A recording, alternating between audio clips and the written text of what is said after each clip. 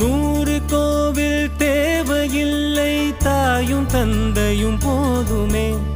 ஊரில் உள்ள தெய்வம் எல்லாம் எங்கள் வீட்டில் வாழுமே.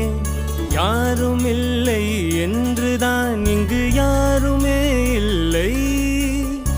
ஆதி பகவன் வீட்டிலே என்றும் அன்பு கேதல்லை. 100 கோவில் தேவையில்லை, தாயும் தந்தையும் போதுமே.